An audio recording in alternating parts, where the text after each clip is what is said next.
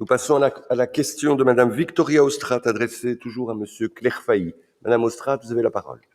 Merci, Monsieur le Président. Nous avons appris hier dans la presse l'adoption en première lecture par le gouvernement d'un texte qui vise à limiter à une liste de 422 espèces de reptiles pouvant être détenues par des particuliers. Il s'agit donc de la liste positive des reptiles, comme il en existe une pour les mammifères. L'adoption d'une telle liste va évidemment dans le bon sens, c'est certain, mais on ne peut s'empêcher de penser que 422 espèces, ça reste beaucoup pour des animaux dont la vie en vivarium pose plusieurs questions. On peut se demander ce qui motive à maintenir, autoriser la vente de serpents, de lézards ou de tortues. J'ai du mal à imaginer comment ces animaux pourraient vivre une vie épanouie en captivité dans un environnement qui ne ressemble en rien à leur biotope. Alors je lis que les critères qui ont déterminé l'établissement de cette liste sont la facilité de détention, l'accès à une nourriture appropriée, la taille de l'animal, la vulnérabilité de l'espèce, sa dangerosité potentielle pour l'humain. Il est également indiqué que des normes de détention strictes s'appliqueront pour la détention de ces reptiles, concernant l'éclairage du terrarium, la ventilation, l'alimentation.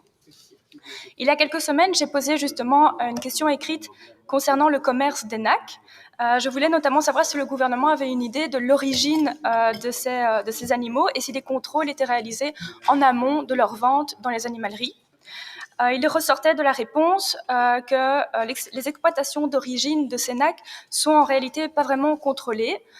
C'est préoccupant, la provenance des NAC demeure très méconnue et on peut soupçonner qu'ils cachent une grande souffrance animale. On a vu, par exemple, sur Internet, des vidéos de ces élevages où on voit que c'est vraiment des élevages en cage de batterie, comme pour les poules pondeuses. Mes questions sont donc les suivantes.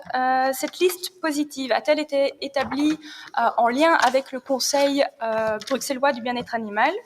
Le gouvernement a-t-il prévu comment il mettra en œuvre le contrôle que ces normes minimales sont bien respectées ?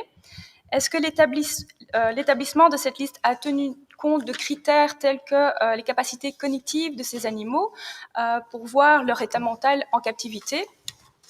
Et enfin, est-ce que la question de l'origine des reptiles a été abordée lors de l'établissement de cette liste ? Sinon, pourquoi ? Okay. Est-ce que le gouvernement a envisagé la possibilité de modifier cette liste s'il s'avère que le bien-être animal n'est pas respecté dans les exploitations d'origine ? Merci. Merci Madame Ostrat.